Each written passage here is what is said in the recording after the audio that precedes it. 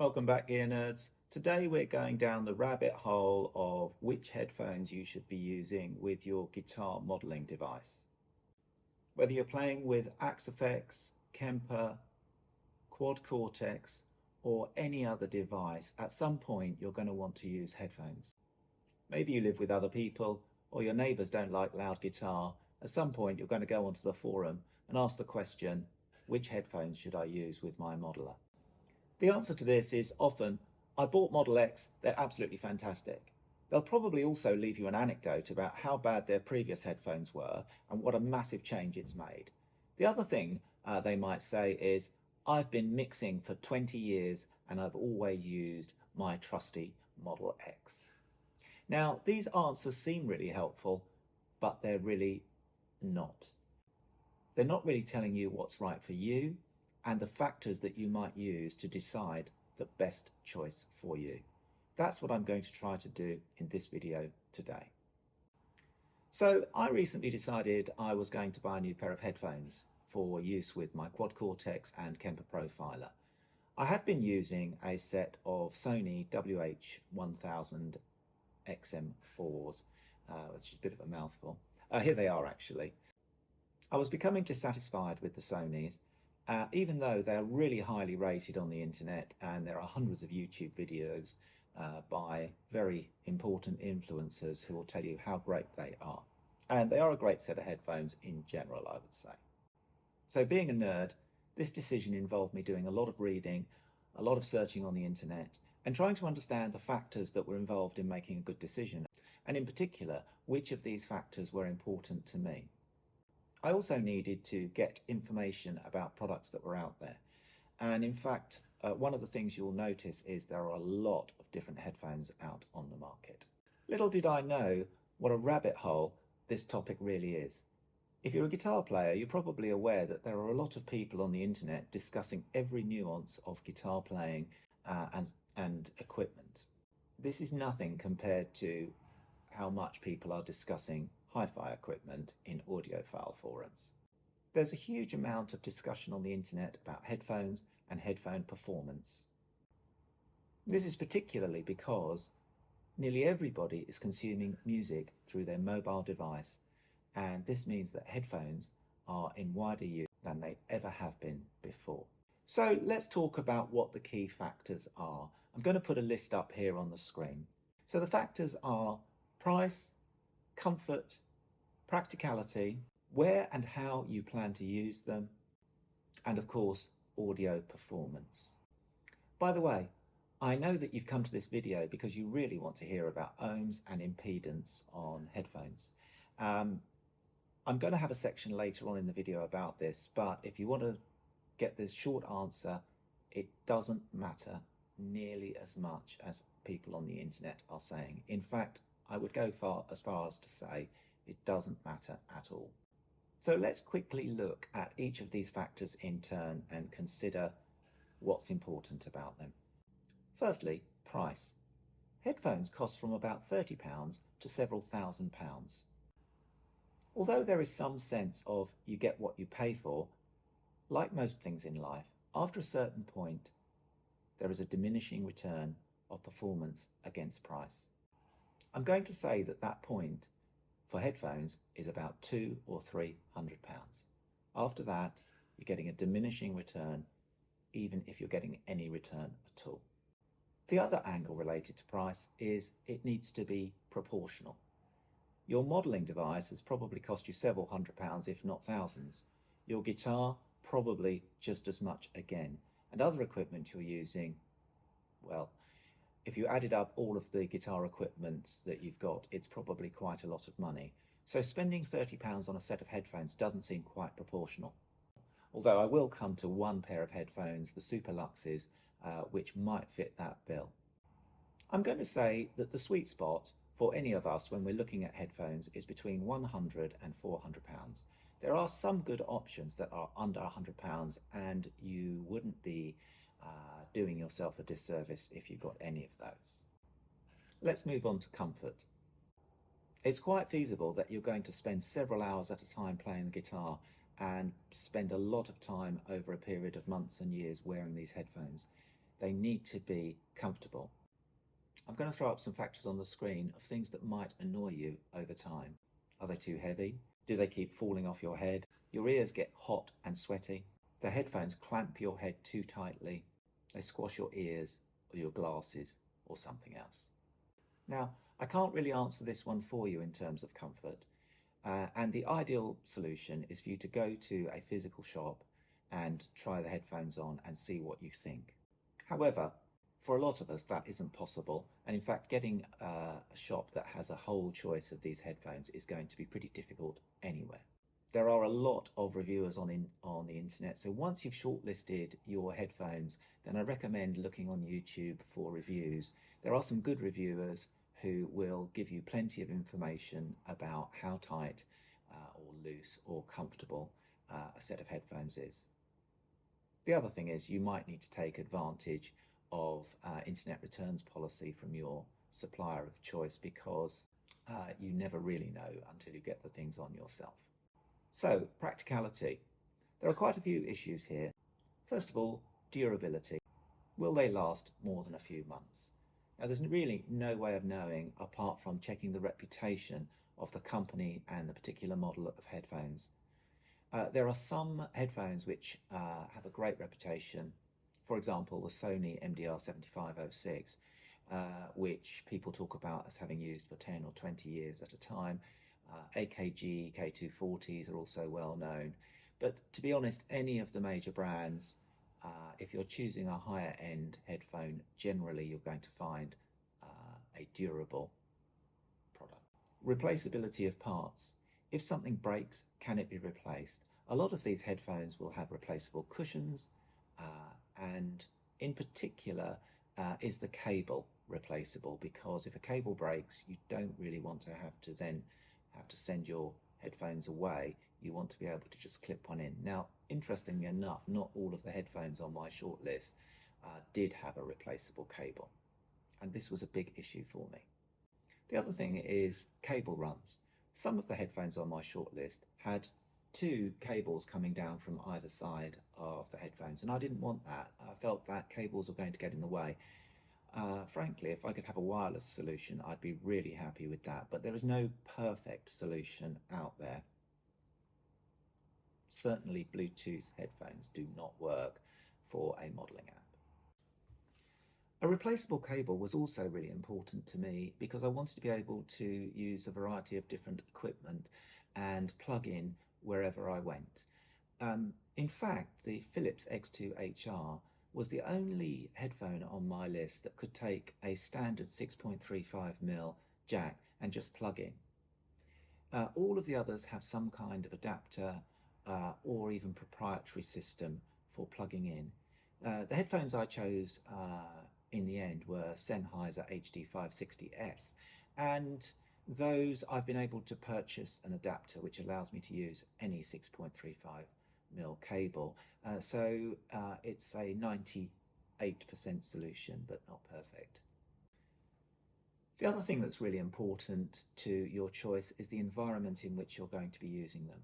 And this comes back to a central piece of technology, a central feature about headphones that is often quoted, which is open back versus closed back. Closed back headphones, just like these Sony's, cut you off from the outside world and also isolate people near you from hearing the sounds that you're hearing.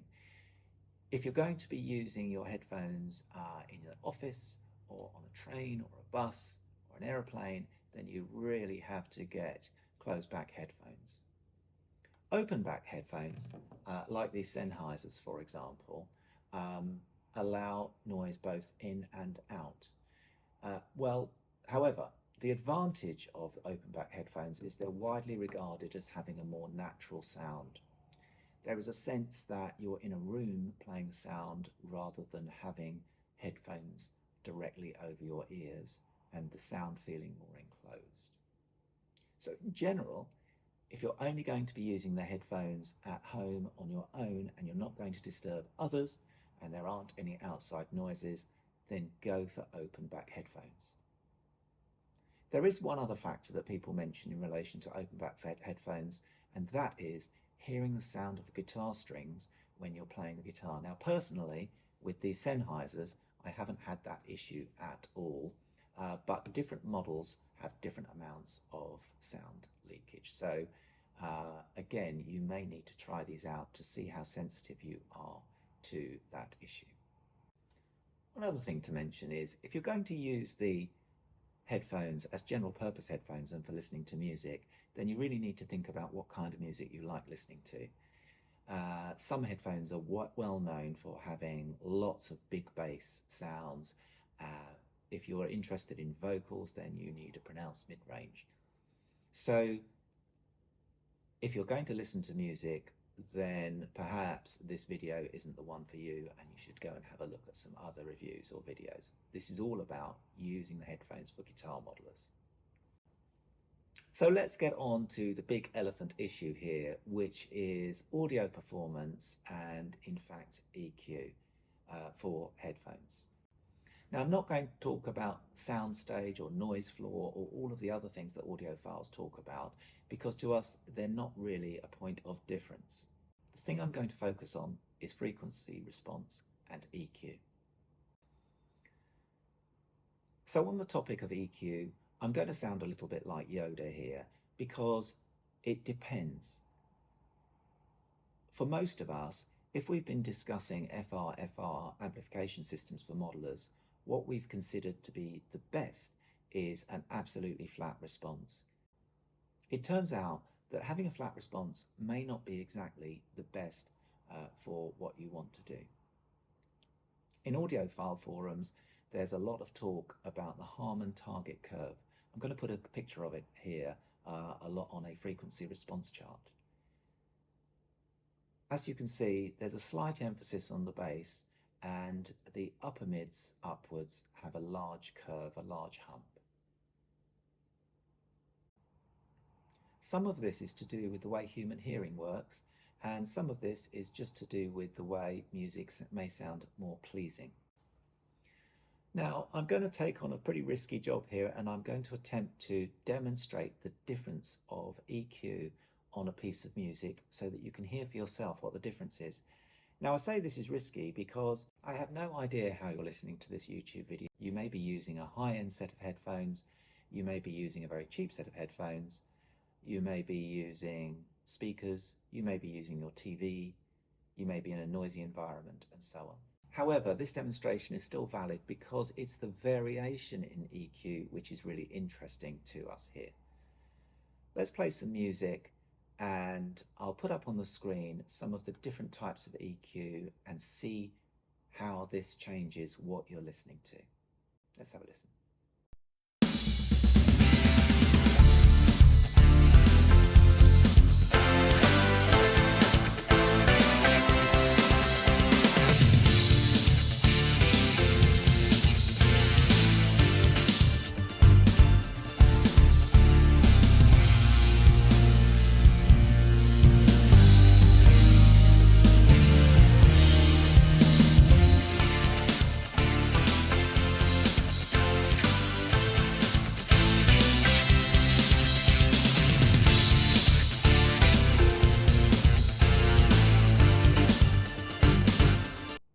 Now, I hope you found that interesting, but what's most interesting is you mostly can't hear the EQ until it changes. And then when it does change to a different EQ profile, it sounds odd for a few seconds until your ears adjust, and then you can settle into the sound.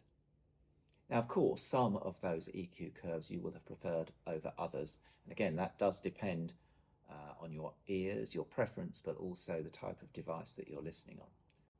I left the example that was completely flat right till the end because you might have noticed that having listened to the other hyped EQ, the flat version sounded pretty boring.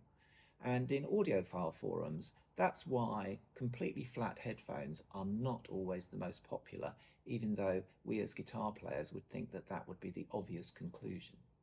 The problem for us as guitar players is we've probably done a lot of EQing on our sounds before they get to the headphones, and we want the sound reproduction system or the amplification system to just copy our EQ settings exactly as we had dialed them in. So here's the part of the video where I'm going to talk about impedance. In general, impedance is a measure of how much current is needed to produce a given level of volume in the headphones. So higher impedance needs more current to produce volume. That's what we're really talking about here.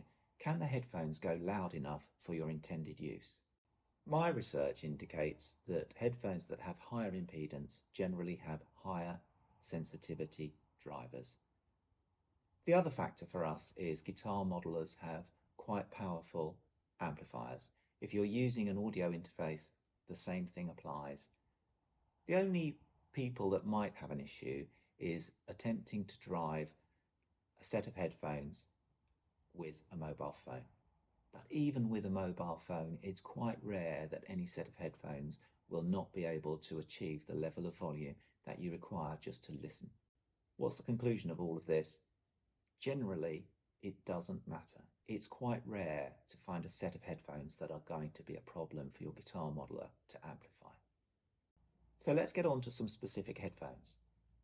I've put together a shortlist for you as a jumping off point for your research and for you to have a look at to begin to understand what different headphones do. These headphones are generally widely available all across the world, and also they're the models that are often mentioned on the forums anytime somebody asks for advice on headphones use. There are a lot of other headphones out there on the market, so treat this as a jumping off point for your research, watching YouTube videos and reading reviews.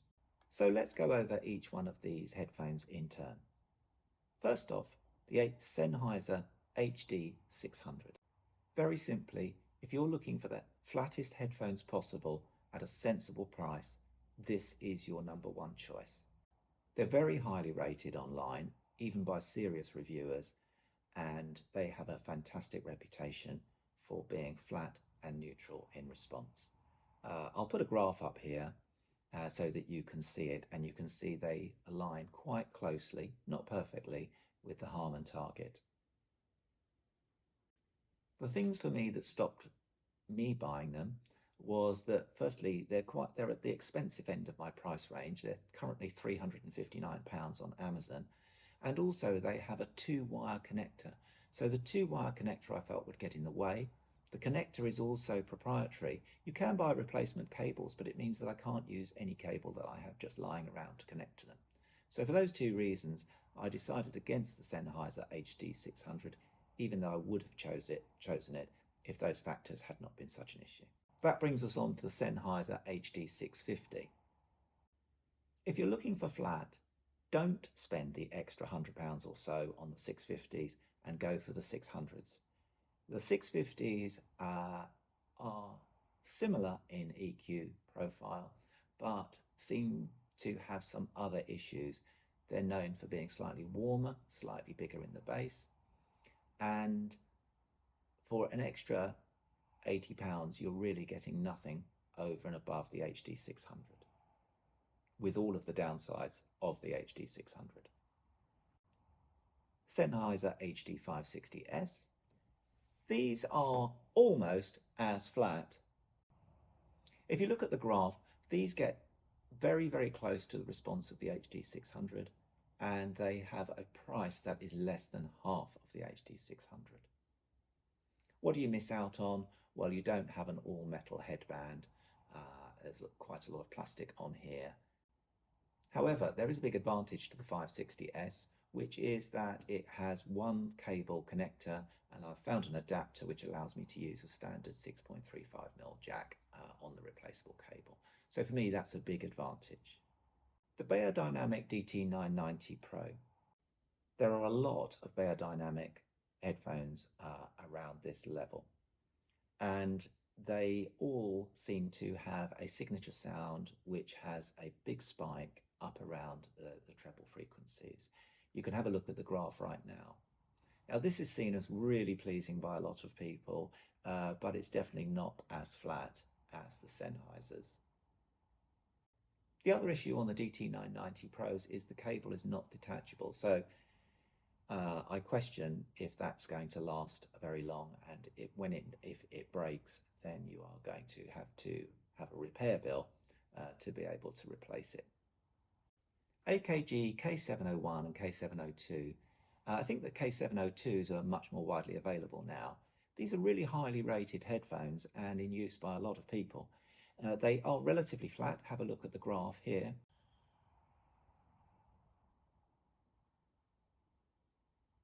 Personally, I wasn't keen on the way the cable connected, so I ruled them out on that basis alone, as there are plenty of other choices on the market. The Philips X2HR.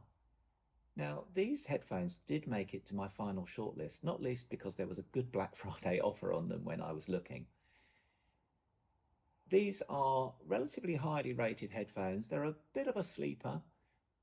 You won't hear them talked about so often, but they have a big advantage in that they take a simple 6.35mm jack as a connector, so no proprietary connectors at all. They're not as flat as the Sennheisers, but they do have a good reputation. They do get rated well by professional reviewers, and they did make it to my shortlist. The AKG K240 is one of the cheapest headphones on my shortlist. They have a great reputation, and for the price, they're probably the best choice on this list. They're not exactly flat, so if you have the money, you can go for something slightly higher end, but if the budget is really important to you, these are a solid choice. For me, they didn't make it onto my shortlist because of the unusual cable connector, even though it is replaceable. The Sony MDR-7506 has been around for a very, very long time, and it's a firm favourite with a lot of studio nerds. It doesn't have a replaceable cable, and I think more modern headphones are now better than this. But if you've got some laying around, or you can get them at a good price, they're definitely a really good bet. And finally, the Superlux HD668B. These are a bit of a wild card on this list because they are semi-open back headphones and they get great reviews. The frequency response is not amazing, to be honest. They don't adhere to the Harman target curve all that well, but for about £30 on Amazon, they are punching well above their weight. So if you just want to dip your toe into the open back headphone world, try them out, see if it makes any difference to you. Give these a try. They even have a detachable cable, although it's a slightly odd connector in the way they do it, but it is certainly a detachable cable, so that's another advantage over some of the higher end offerings on my list. So what are my conclusions? Well, from my own point of view, as you've probably heard already, I bought a set of Sennheiser HD560S. By the way, don't get confused with all the Sennheisers. There's 598 and 599 and so on, and they do not just go up in number and go up in quality. The 560s are different from other models in the 500 range. The reason I chose these is they are almost as flat as the flagship HD600, and they have a better connection system, and they're less than half the price. So for those reasons, I chose them. Do I regret my choice at all? The only thing I would say about the HD560s is I don't have a big head, and also some people may differ, but these actually clamp really tightly. So I've been putting them around some books to try and loosen them off a little bit, and that's helped a little bit. Now, I have put a link in the description below for all of the products that I mentioned in this video. I do get a small commission from Amazon, but it doesn't affect your price. And even if you go and look at the headphones with no intention of buying, please click my links because it does help the channel. Here's the parts of the video where I say to you, if you're getting anything from the video, please hit the like button. If you want to see more nerdy videos like this, please hit subscribe and the notification bell. Comments are always welcome. It would be great to hear your experiences with choosing headphones and what you ended up with and why. See you soon. One of the main conclusions from my research is that if you really want to save some money, you can achieve an awful lot with parametric EQ. In fact, after buying the 560s, I then did quite a bit of research on how to EQ my original Sonys. And based on that research, I was able to get the Sonys to sound much, much better than they ever had done before. I don't have time to go into that in this video, so I might do another video about using auto EQ, but if you want to find out yourself, go and have a look on GitHub for a piece of software called auto EQ. Now I warn you now, this software is for nerds and it's hard going, but there are plenty of good instructions there if you take your time and work through it. The other main conclusion is don't just focus on EQ response. There are plenty of other factors which I've gone through at the beginning of this video as to why you might choose a set of headphones, and some of those are just about as important as the EQ response of the headphones themselves. So don't forget those when you are looking at headphones.